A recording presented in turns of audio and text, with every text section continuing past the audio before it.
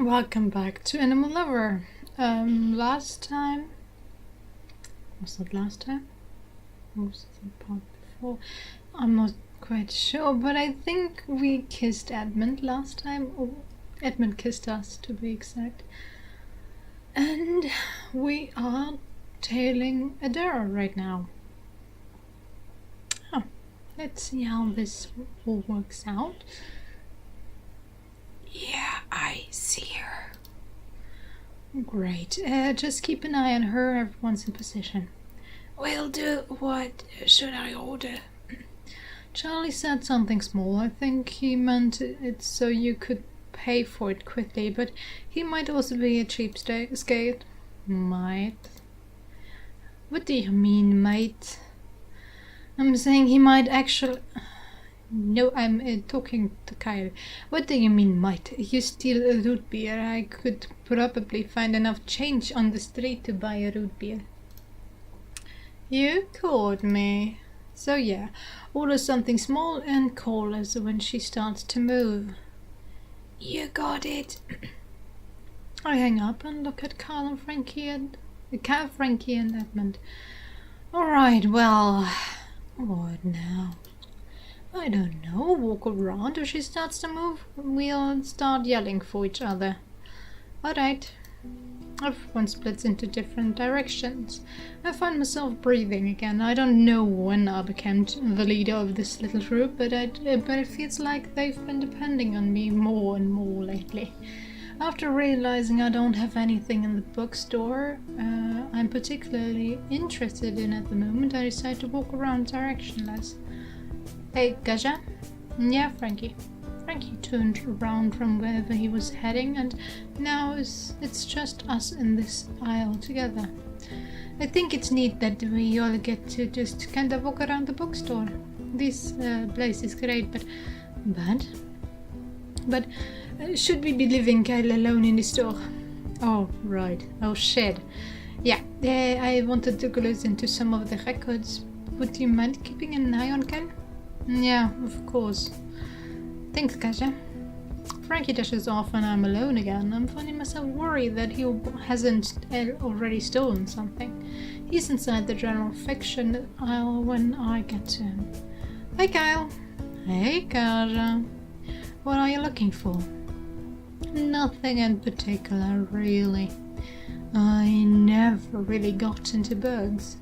In elementary school, I had a crush on a girl who was kind of nerdy, so I tried to read a book she was reading. It was really dumb, but it was just some story about a bunch of babysitter girls, but I never really got back into books. Are you picking any up? No, I'm just looking. None at all? I'm not going to take any if that's what you're implying. You promise?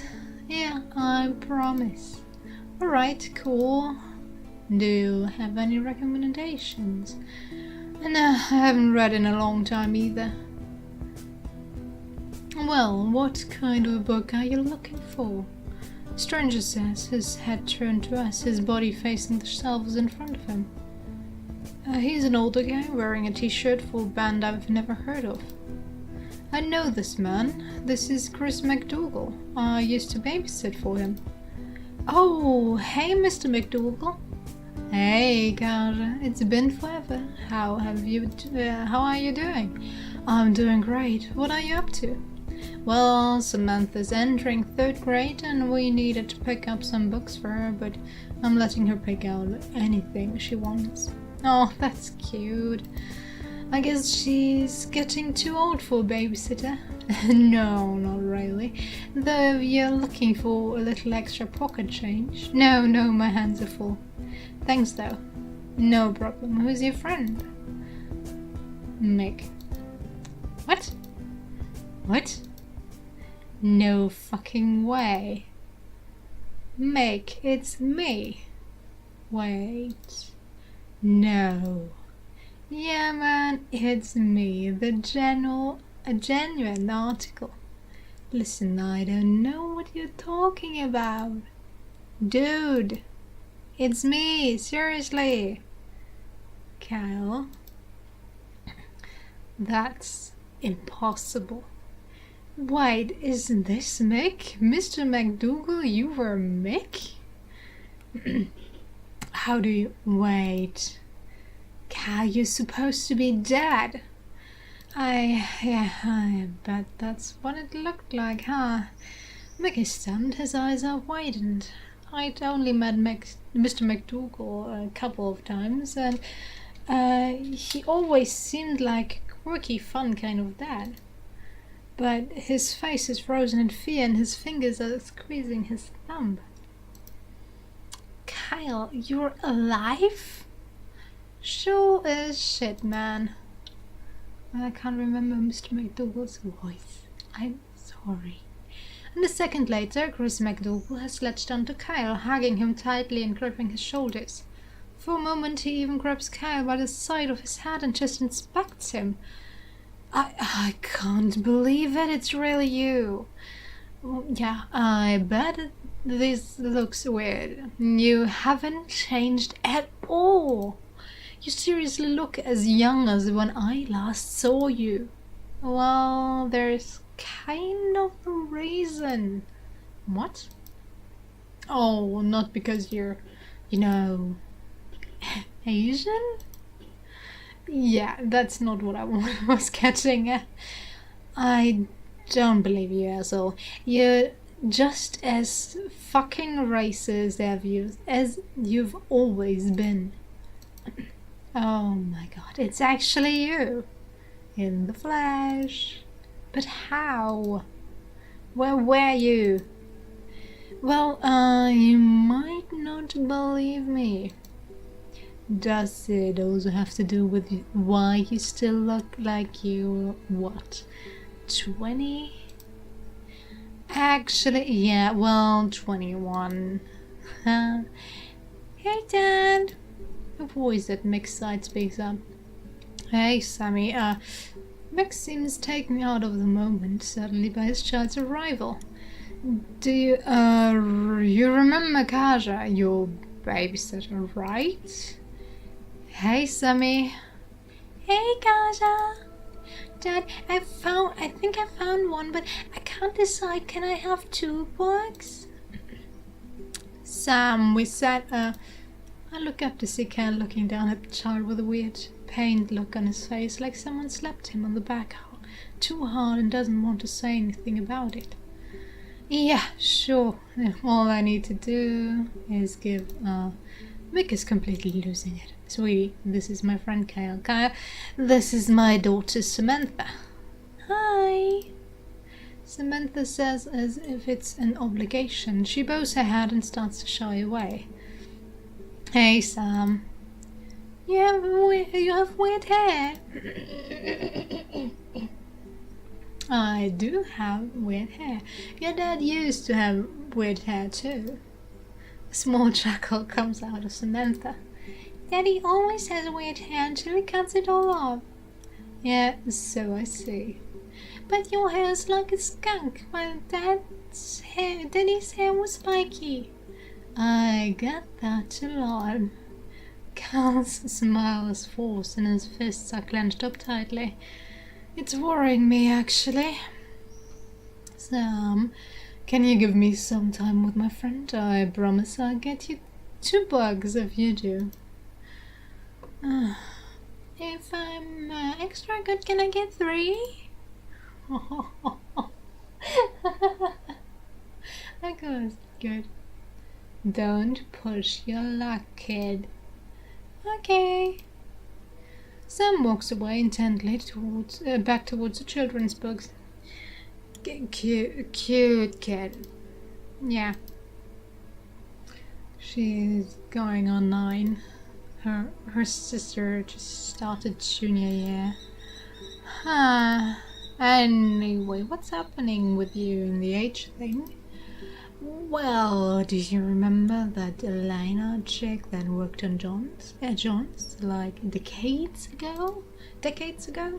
Yeah, she was a bitch, I remember that much. It's actually a little weird hearing Mr. McDougal swearing. You had the hots for her, though. I remember telling you she was bad news. Dude, you were more right than you realize. Kyle gives Mick the short version, explained that it's magical, and he keeps telling Mick keeps to just trust him on this one. Mick is skeptical, but way more receptive than I would have accepted him to be. As long as I've known him, Mr. McDougal has always been kind of a quirky guy who was into old music, had children laid, and collected LPs. I'd never seen the side of him that I watched Cal bringing out. I'd only met him a few times, but in the short minutes that Cal had reconnected with him, Mr. McDougal became Mick, and pretty soon they were talking like they'd known each other for 100 years. So I've kind of just been kicking as a ferret ever since. Kaja, is that all true? Completely, I swear by it. In fact, the other boys are here in the bookstore as well. That's wild. Seriously.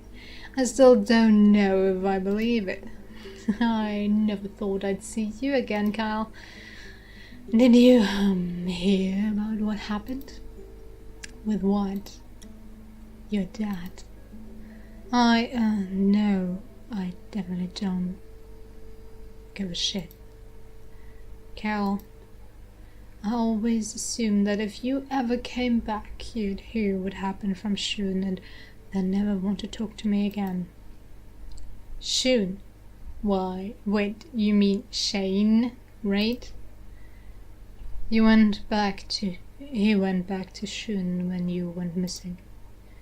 Yeah, that definitely sounds like something Shane would do.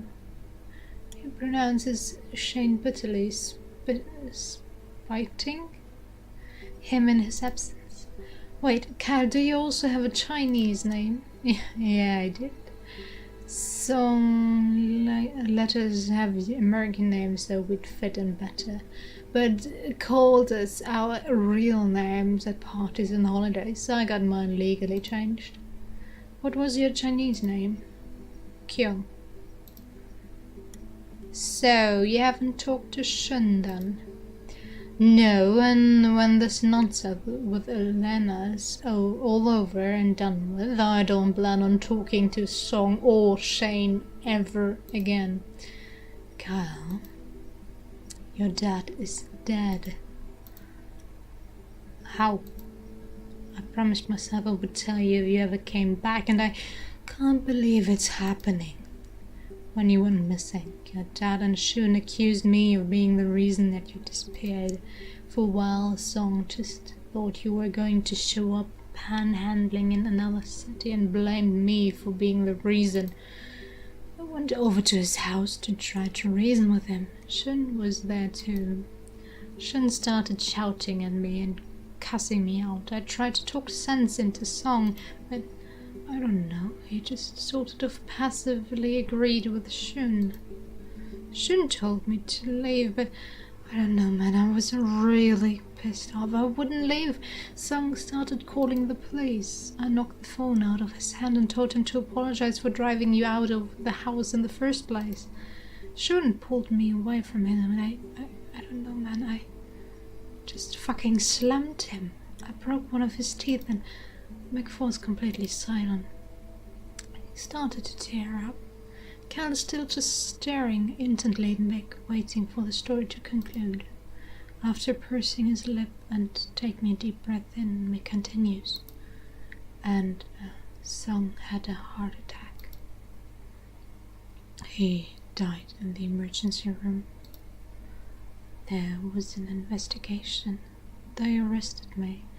I was put on trial and I was tried guilty for trespassing and assault, but they didn't put Song's death on me. I was fined a bunch. The judge said some mean things and I was free to go. I spent the past 30 years rebuilding my life. I'm sorry, Kyle. Really, I am. Why? What do you mean, why? Why would you be sorry about that? I started it. I was the one who started attacking Shun. No, I mean, why would you be sorry for doing that? He had it fucking coming. You remember what an asshole he was? He's been begging for a stroke for years, and I wouldn't have fucking tolerated him blaming you for that shit anyway. Good. I'm glad that guy's finally fucking dead. Cal, that is not true. That's not true, though. This can't be your real feelings. Oh.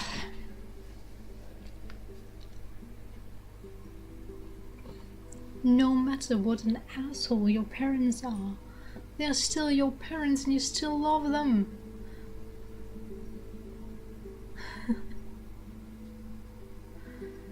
You can't help but love them. Okay, Kyle. You need the time. Are you serious?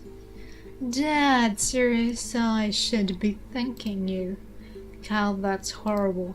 Are you kidding me? Dude, we used to stick his picture up on your dartboard and try to aim for his eyes. But this is different. How's this different? Mick, I'm going to be honest. You sound like a fucking narc. Haven't you grown up even a little? What? Carl, your dad is dead. Your brother is still looking for you. Doesn't that mean anything to you?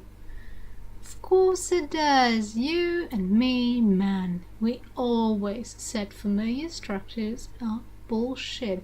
Why should I be sad that Sonic's dead? He didn't mean anything to me. Stop lying, Kyle. God, I know the things we said, and it all felt so meaningful back then. Well, this is surprising.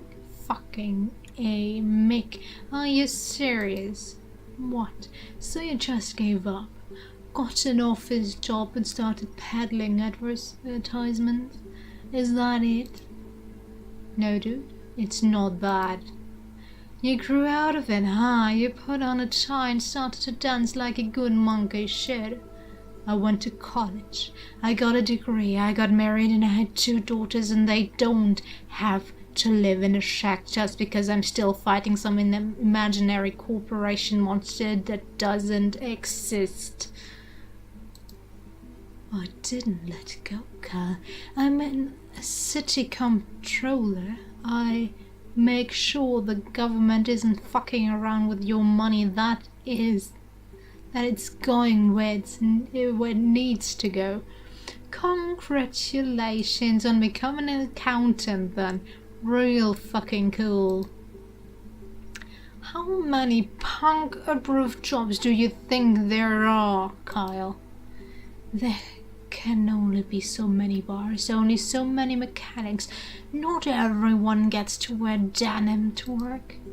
I'm doing my best. I can't pretend that we didn't do things I regret. I regret slashing Corinne Mannheim's tires.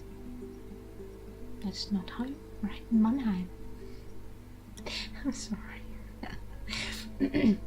Mannheim. M-A-N-N. And I'm like this, is a German city. Yeah. I regret wishing your dad would die, and I really regret watching him die. Why would you waste time regretting? The Mick I remember didn't regret shit. He looked forward and attacked what was in front of him. Mick pursed his lips and lowered his head. His eyes dozed and his fingers stretched out and tensed up. Kyle is stone-faced, his frown pronounced and his eyebrows pushing hard against each other. There's weakness in his face and he's shaking very slightly. Kyle, I think that I'm being unfair. It took me years to realize that growing up is okay. It also took me years to realize that I never had to completely let go. But if what you're saying is true, you've only had like a week. Don't grow up to die if you don't need to. No one should force that on you. God, what am I saying? This is like a dream. I have to be talking with myself. Cal from high school just came back and criticized me for my job. I must be going crazy, yet here you are. If this is all real, if you still have so much life ahead of you, then keep going. Be young. Oh, well, I have to end it here. Let's see if Mick can talk some sense into Cal. But I guess he already gave up on that, so yeah. I hope you enjoyed it, and I'll see you next time. Bye.